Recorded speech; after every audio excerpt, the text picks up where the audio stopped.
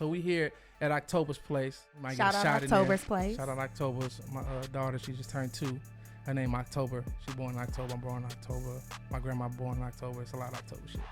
So we got this event space, biggest black-owned event space in LA. Come on, black-owned. Black Shop excellence. black-owned, y'all. Epic Black shit only. excellent. Drop my first visuals for my song. Hey.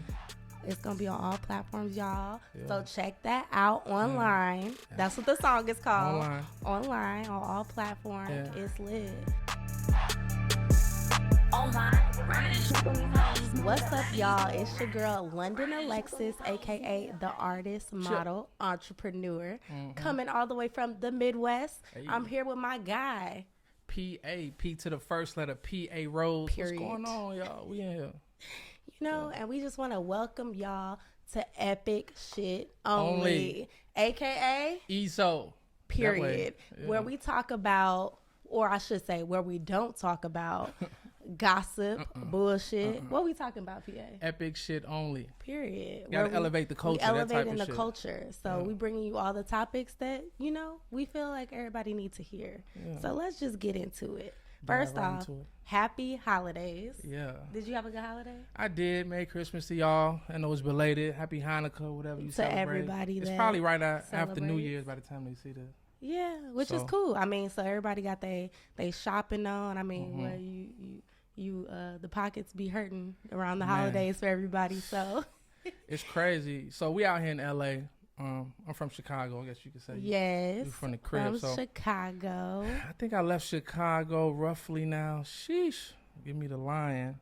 A little over 10 years ago, maybe? Yeah. Something like that. I'm about 8 years out about too. 8? Yeah. And this was the first year I didn't go back home. I didn't Chicago. go home either. Yeah. And I heard it was in the negative, so I wasn't too upset, but yeah, I be telling folks I'm allergic to snow at this point. point. No, for real. I mean, what would you say? Would you say that you prefer like a Chicago winter, or are you more like a LA? Oh no, I'm West Coast for the What? winter. Oh, look, W for the W. West Coast for the win on the winter, because it's like, you know, and some of my people out here, they're like, I want to see the snow. I'm like, man, when you born in that, you don't want to see that no more. I remember I went home a couple years ago, and it was like, first off, I'm never like properly dressed when I go back. I think I'm good. I'd be like, no, it's colder than I remember. And the snow was up to my knees walking outside. Like, I ain't got no knee boots. Listen, we come from a place where it's snow days, right? Shit was you in crazy. school, you have snow days where they shut down the school and tell you don't got to come to school because you can't even walk outside. Yeah. So I mean, that was the one crazy. good thing. You might get a snow day. Yeah. You be happy. You be wake in the morning before school. Like, mama, hold on before I go. Right. They might shut it down. Winter break wasn't long enough. I need some more days. But okay, I mean, for me, I feel like I love a LA winter, but I'm still cold. I'm still cold. Yeah, this year LA was kind of cold. It's nowhere near cold as Chicago, but I'm still freezing. I would say it was probably 60s, maybe a touch 50, but really 60s. And for us, that's cold out here. Yeah, I guess that's true. But you know, I mean, holidays. So what you think? You know, Mariah already went number 1 again since we talked about the holidays. Yeah, them checks clear every time. Every single I did a year. Christmas song. Oh, my first one I did. did. I forgot. It was dope. Yeah. Y'all gotta listen. Yeah, y'all it's called gotta Santa, listen. S-A-N-T-A. So it's not me, it's my baby, October. So we here at October's place. We might Shout get a out shot October's in there. place. Shout out October's. My daughter, she just turned 2. Her name October. She born in October. I'm born in October. My grandma born in October. It's a lot of October shit. So we got this event space. We just celebrated our anniversary. Okay. Shout out to that. That's dope. Biggest black-owned event space in LA. Come on, black-owned. Black Shop excellence. black-owned, y'all. Epic black shit only. excellence. So we transitioning from event space to animated series on some Coco Melon type, Gracie's Corner, Jules TV. Shout out to all them. What? Yeah. That's dope. I mean, so how did you get into that? Like, how did you feel like you... Well, I was looking into different ways to create a business for her, which is right on trend, the type of stuff I want to talk about on this podcast, about some epic shit. So for me, it's about generational wealth. It's not just about how much money and resources we can accumulate, but what can we pass on to the next generation? Facts, because no matter how much we get ahead, with our time, we still behind as far as families, the Waltons and all these Rockefellers. It's 4, 5, 6, 7, 8, 9, 10 generations of wealth being passed on. Mm-hmm. So I'm like, I've done decent for myself, and I've come a long way. So I was like, what can I do to put her ahead? So what I started doing, I started looking at different businesses, like what businesses generate 6 figures at least a month. Right, but you still kind of wanted it to be, because you do music, you still wanted it to be in the realm of like... Yeah. Okay. I come from music background, producer, writer. Okay, thank you. Yeah, tell us a little. We're double back. We're double back. We got number time. I love that. But with October's Place, I was looking at businesses that generate 6 figures or more a month, because I tell people all the time, the same amount of energy you use to generate $1,000 it takes to make 10,000, take to make 100,000. So if I'm a shoot right for something I know, and I'm already in real estate with the Airbnbs and stuff like that. Okay, so serial entrepreneur, y'all. Yeah, for tap sure. in, get into it. So I was like, I want to stay in that space. So I did some research, and the average event space in LA do that, 6 figures, $250,000 a month, whatever. But it's not a lot of black owned ones. Right.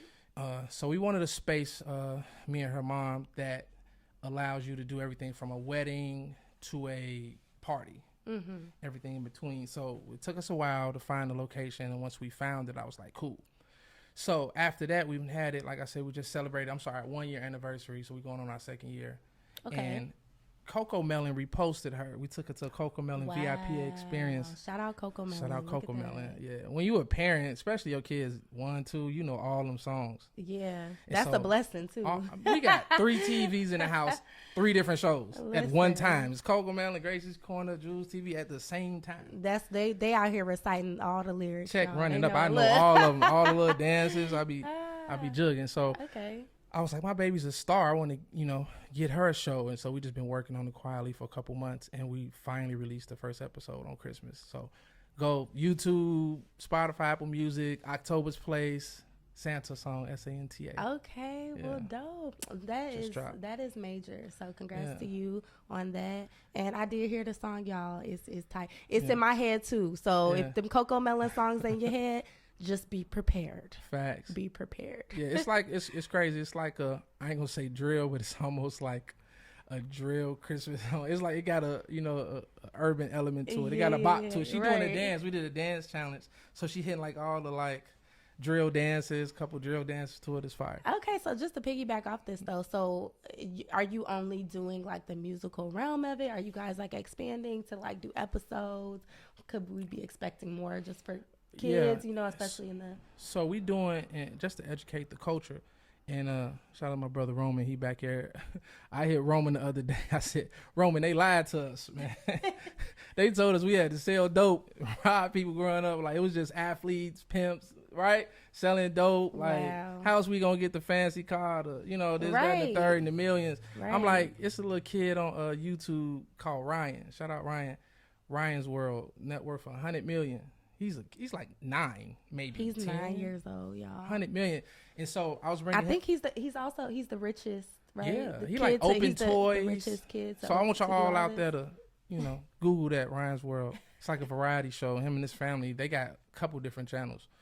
They running the bag up, and so we're just doing research. And his is like actual footage of him, and then you got Coco Melon, who just sold last November.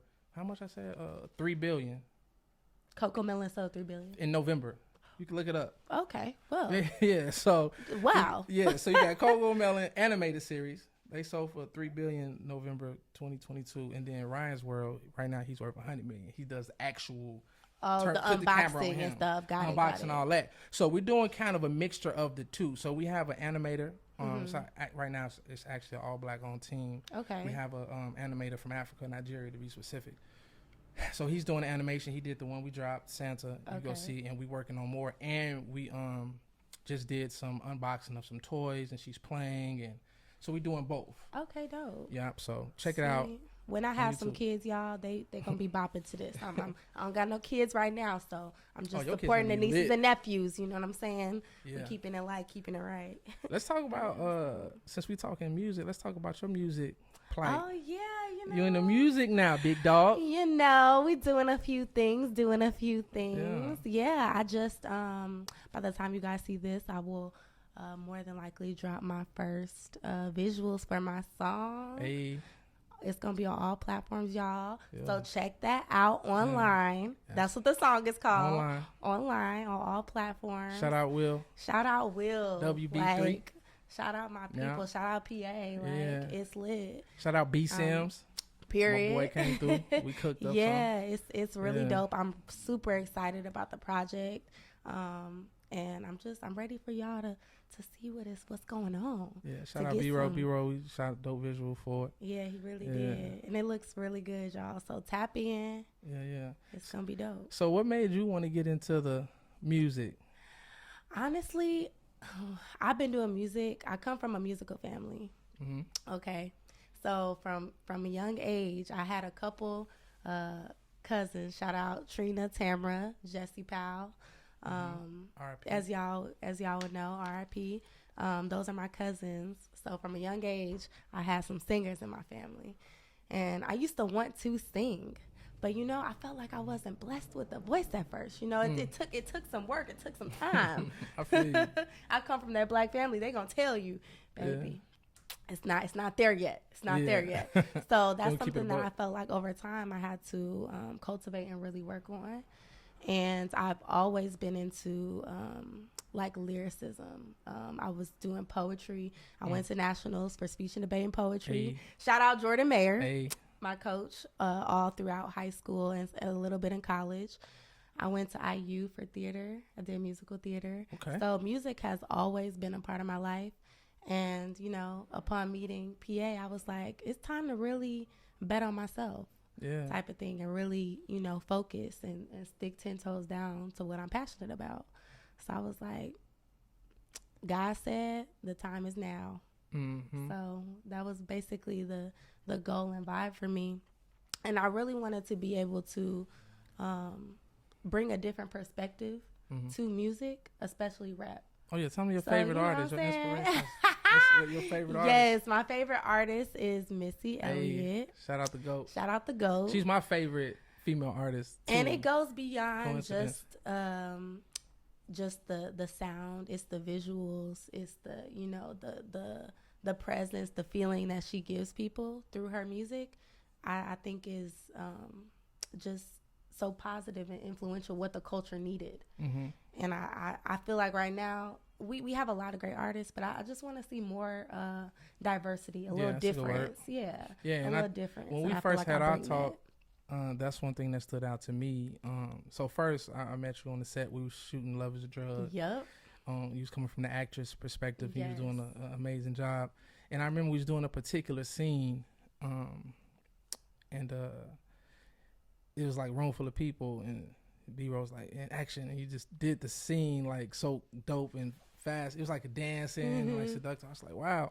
I was like, you're very camera friendly, and then which made me spark the question, like, you ever thought about doing music? Like, I think you got the star appeal, and then you was like, and then you told me what you just said. You thought about it, you hadn't really pulled the trigger, but you was ready. Yep. And then I was like, okay, so what's some of your inspirations? And once you got into like, you like Missy, and you want to have a different vibe than what's out, I was like, ha. I'm on that same type of way. He was like, oh, hold up. Wait a minute. And he from the crib too, so it was just. Shout out Chicago, Southside. Shout out. Yeah, the whole city. So yeah, we got that dropping. So wait, but Love is a Drug though. You can't plug Love is a Drug. I be giving a little, really, you know what I'm saying? What is Love is a Drug? So Love is a Drug was from the Row brand, Well Row Hero. So we got the music, we got the clothes, the accessories, the bags and everything. But on the music side, it was a project. I just wanted to do something a little different. So it's like a mini series. It's kind of like, it's one story, but different. Every episode has a different song to it. And I'm just kind of telling a story, giving love from a different perspective. Right. I was about to say not to get too deep, but I think this is the platform to get deep sometime. So let's talk about love for a little bit. So I have a lot of different perspectives on love. Let's hear some of those. So for me, I have this thing. I've witnessed a lot of people and family members we all have be addicted to different things, especially coming up, you know, in the city in Chicago. Yeah. But that's worldwide. But drugs, alcohol, gambling, whatever. Right. And for me, I've seen love be a drug as well. Mm-hmm.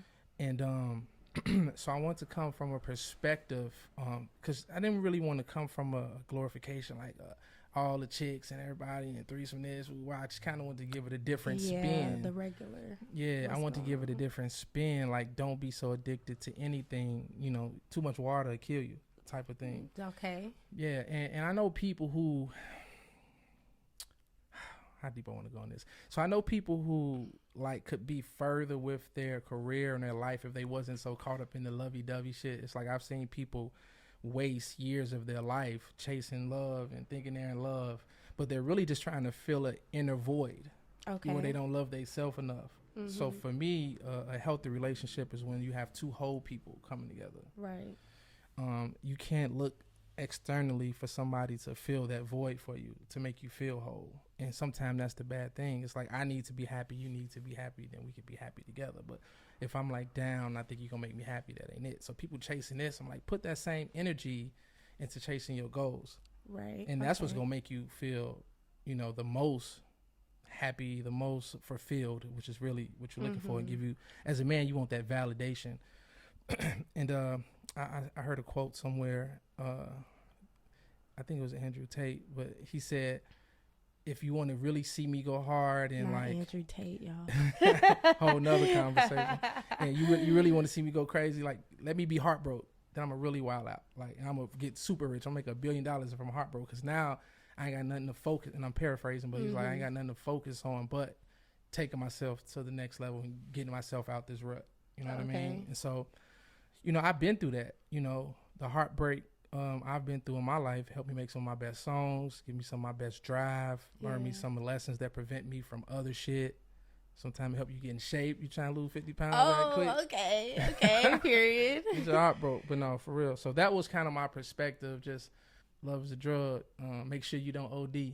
That's the thing. A good amount is good, but make sure you don't OD. Make sure y'all don't OD on love. So basically what you're saying is you feel like people will be more fulfilled if they really just put most of their focus on achieving some of their goals before they enter a relationship. Yeah, I mean, if it fall into your hands, like my brother and one of my best friends, I consider my brother, they both met their wives now in like middle school, high school. Like they've been together like 20 years maybe.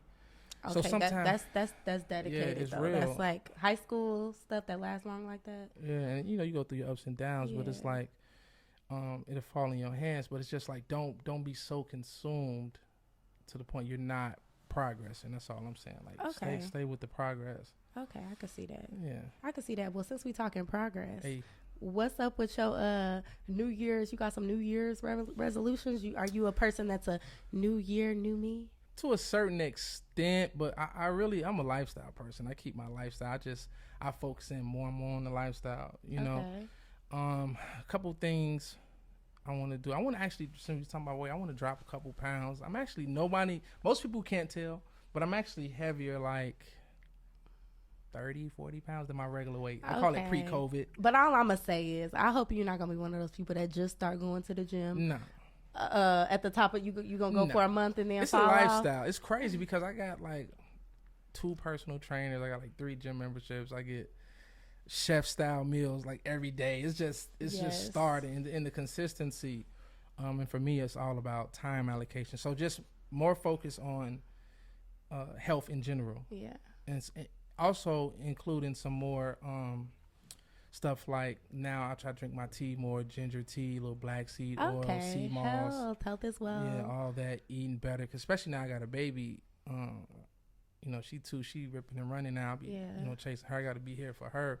And she's actually vegan. So we're raising her to be vegan so she don't eat meat. Well, yeah, I love that. I only eat white meat, so chicken, turkey, fish. No beef, no pork. Okay. So I'm already got that. So that's one. Expanding my empire, expanding my empire on the business side. My real estate business, Welcome Home, is doing great. Welcome Home is it's a 7-figure business. I want to make it an 8-figure business. Yes, and see, each one teach one, because I feel like every time you be dropping these gems. Yeah. You know, we learning. We all learning from this. I had some classes I was doing how to make 6 figures in 6 months with my Welcome Home program, so I bring that back. Okay, yeah, I'm ready for that. We're expanding to different territories, so a couple more spots on the West Coast. We're going Midwest and East with our property. So the goal is just, be in like 10 cities. You can stay with us. We're selling lifestyle, Yeah, see, and that's what I'm all about. I actually used to be a personal trainer out here in LA for a couple years. I did online classes. I also come from a family. My dad is also a personal trainer, so I had the privilege of being, you showed me a picture of that. I had the privilege of working with him, and he trained me. Alone. He is slow. Period. For real. Remember, that day like The Rock or something. I don't want no problem. He takes it very seriously, so it's been good, and that's something that I'm blessed to have taken on myself and really made it a lifestyle. So I can definitely understand where you come from. Yeah, we might have to get some footage of us in the gym. Yeah, y'all want to see that? That's on the way. That's gonna happen. We gonna make that happen. What else? So expanding. So with me, is another gym. Keep dropping. I like the quote. I'm like the unlimited gym master. It's like epic. Unlimited, y'all. So they say, I like the quote where it says it's good to have 3 hobbies: one that make you money, one that you're passionate about, and one that keep you in shape. Right? Okay. I like that saying. One that make you money, one that you're passionate about, and one that keep you in shape. Okay. So the one that makes me money is my real estate. I like that business. We're expanding that. That's always going to grow. We're adding on more cars. So you're going to be able to get whatever you want. You want the Lambo truck. You want the basic convertible. Whatever you want, we're going to have it in different cities. We're expanding to that. We're just going to keep going. We already added the event space to the real estate and side. This is all money in your sleep, essentially. Yeah. I have an excellent team. Whatever you do, you can't do nothing without the team. Shout out the team. And I try to bring my family involved more and more. So that's the thing that makes me money the most is the real estate side. Rentals, so real estate, cars, all that. The thing I'm passionate about is row, music, fashion. We got the bags, we got the slides, we got the row store downtown. Now we got the row lounge. We moved here. Yeah. I love fashion. I love creating. And it's a really dope space. Thank you guys you. should definitely come check it out. Yeah. You always gonna have something to see. Now we got the Row TV app. Yep. So all our content, I'm getting my 50 cent on. We got different shows. This is our kickoff show, the podcast ESO. Kicking it ESO. We so ESO. That way, epic shit. So where we got basically Hero, the music, Wear Row, the clothes, and now basically C-Row with the TV, all this content. And that Love is a Drug. Yeah, that series, it's giving that series regular, you know what I'm saying, vibe. Yeah. Y'all catch me in there a few times, making my cameo. Superstar. Yeah, it's basically a movie visual EP. So my content, I'm definitely heavy on the content. So that's what I'm passionate about, creating records, creating content. I had when I went to Atlanta from Chicago, that's when I got my first placements. Really my introduction to the game. Now that I think about it, I got my first music placements with Jermaine Dupri and B Cox on a Jagged Edge album. Wow. J.E. Heartbreak 2, go stream that. And then later, B Cox called me for a BET show called Boomerang. Okay. Where Eddie Murphy and Halle Berry was doing a remake of their classic Boomerang. Every guy wanted to be Eddie Murphy in that Boomerang. Remember that joint? No, for real. It was lit. So they did a remake for TV, and he called me to do some writing to it for the music. Oh, okay. And so that was kind of my first TV placement, and them checks different over there. I was about to say, you had the music placement, and you was also doing the real estate, right? Yeah, well, almost simultaneously. Yeah, right? yeah. So funny story. So how I got into it. So I always had a studio. Shout out my brother Breeze. We was college roommates at Aurora University. So Aurora is like 30 miles from downtown Chicago. So it's like 30 minutes you get back to the city. So shoot, he's shouting out colleges. Shout out IU. Hey, I said it. I said it. Got to. And so I wanted to be far enough so I didn't have to like have curfew and be in the house on mama rules. My mama wasn't playing no game. Okay. But I want to be, you know, so far enough for that, but close enough I can pull back up to the city, see my brothers, my sisters, my family. They can come to my basketball games. I was recruited for basketball, which is the third hobby for me. So I said, when you get money from, which is real estate, passionate is road, music, fashion, content, and then stay in shape is basketball. Okay. So I was a hooper. And that's also how I picked up my weight. I ain't really played ball in 2 years. Till Roman called me the other week and had me playing outside on concrete. I'm like, what? And we was supposed to work out, y'all. And guess who flaked? I'll be him. That was me. Exactly. It don't be on purpose though. So once I stopped playing ball, the COVID and all that, I just started, you know, and I had the baby. It was like the way it came. But anyway, back to Chicago. In the actually Atlanta with the real estate. So I started in commercial real estate. I had a studio in Atlanta. And it's funny, ever since college, I had a studio in my dorm room. So we used to do songs in the dorm room, record, and have college parties. I know those vibes. Those, me and Breeze used to call it what we used to call it? The blue light special. We had a little blue, one of them little $5 blue lights kind of like this. And we just been there dancing, you know, making records. But whatever. So we did that, and then post college, when I moved to Atlanta, I had a little studio, maybe 100-something square feet. It was small, like a closet. Sheesh. Yeah, I ended up knocking the next 2 walls down to it was like 300-400 square feet, and that was my little vibe. Yeah, you know, I used to be there. At that point I didn't want to make beats, and stuff at the crib, because I don't like people over my house. So it's like I had a studio. I was probably paying. When I first got it, it was probably $250 for the small room. When it got bigger, it was probably $450, maybe 400 square feet. And it's crazy to another gym. I'm a firm believer in, if you want to do something, like, write it down. It's like the secret. You got to manifest it. Yeah. So I'm a firm believer of that too. Yeah, manifestation is real. So in Chicago, I felt like I hit a glass ceiling. So to me, I did everything I could do or wanted to do in Chicago. Mm-hmm. So I won the Chicago Idol. I did that twice. I came in second one year, then came in first in hip hop the next year. I won some rap battles. Shout out No ID. Shout out Kanye. Shout out Common, the whole Chicago people was judges. Everybody was showing love. I was on all the radio stations, GCI, B96. Yeah. You know, even in Chicago, I had fans tattooing my autograph on them. Just random. Yeah, I had to show some footage in that. Rant like strangers. It was crazy. I do a show and sign the chest and get a tattoo. So it was cool. He was the man, y'all. Local celebrity. Nothing too crazy. But so I was like, there's nothing else for me to do here. And No ID, after he saw me like Chicago Idol and like some rap battle stuff, he called me one day from Jermaine Dupri house in Atlanta and was like, you know, he was just like, Atlanta's lit. You got to have a team. You got to, just kind of like inspo talk, like just keep going, whatever. And he's like, you should come down to Atlanta. I was like, Atlanta, huh? Okay. And it took me a minute to go to the gym. I was in love with my high school sweetheart. So I didn't go at that moment. Because of the love is a drug. Love is a drug. Somebody else, and I kind of knew associate, he went like expeditiously, ended up getting some places with him. I think he won a Grammy with him, got a bag. I ended up breaking up with her. And later going. But by the time I finally went, it was already in motion. I don't even think No ID was in Atlanta no more by the time I went. Right. But anyway, I had drawn out a studio. I was like, I want to focus more on my production when I get to Atlanta. Kind of reinvent yourself, which you should do. Right. My production and writing. So I kind of drew out a studio on a piece of paper, what I wanted to look like. I want to have a booth in there. I want to have this. I want to have a little couch, a little refrigerator, a little writing desk, producer desk, logo on the wall. I just drew it out, put it up somewhere. So I ended up going. When I went to Atlanta, I got like a little studio. Like I said, it was a closet, maybe $250 I was paying. And it looked nothing like what I drew. I wasn't even thinking about it. Right. Eventually, like 3 months in, they let me knock down the wall. So now I got, like, say, 250 square feet.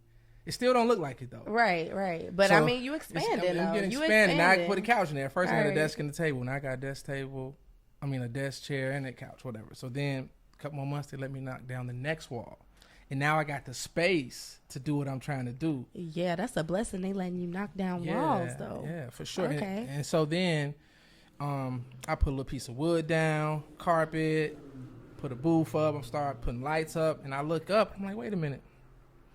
I I come across that paper one day, and the studio I drew at this point, over a year plus, and my studio looks exactly like I drew it before. Yeah, the art of manifestation. Epic shit. So if you got goals, definitely write them down. So from there, shout out Demet.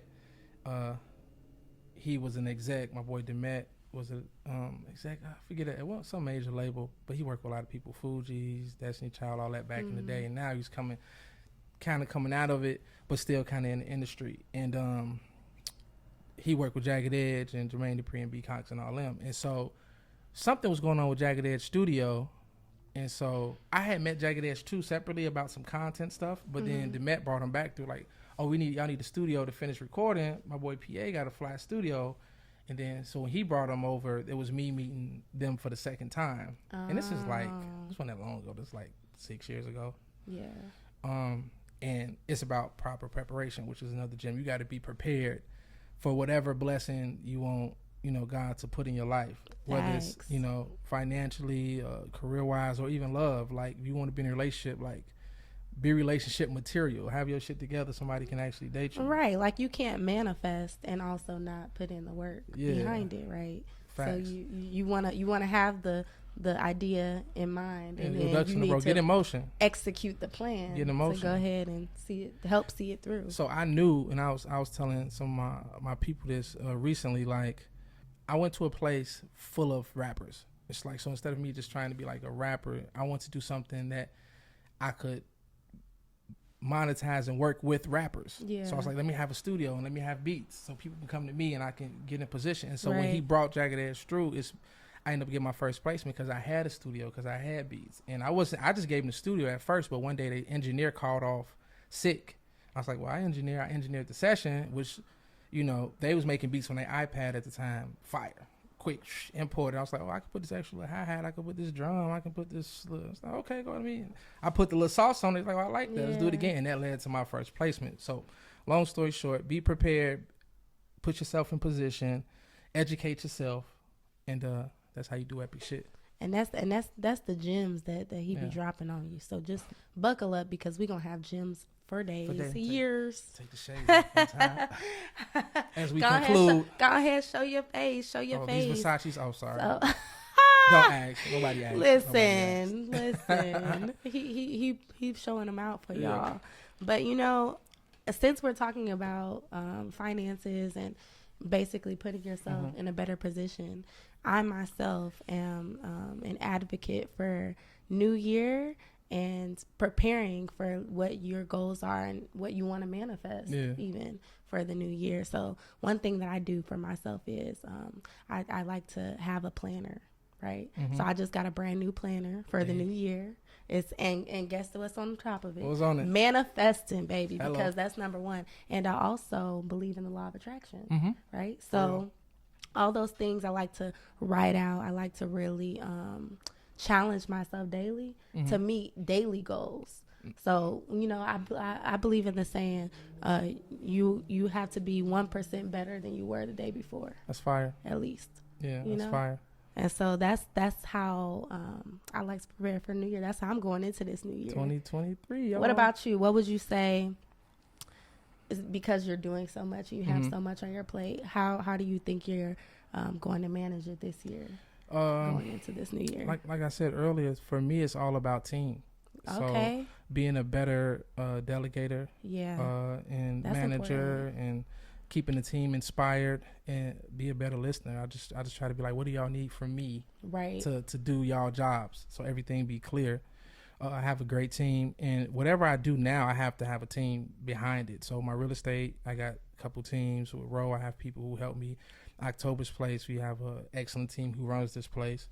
Because in business, it's like, take the shades off one time on them. In business, it's just like knowing your role. Like, you may be the person to have time. You may be the person to have resources. You may be the person with funding. So it's about knowing who you are. And you can't do all things all the time. Right. Because another gym, they'll say the average millionaire has 7 streams of income. But what they usually don't tell you is they start with 1.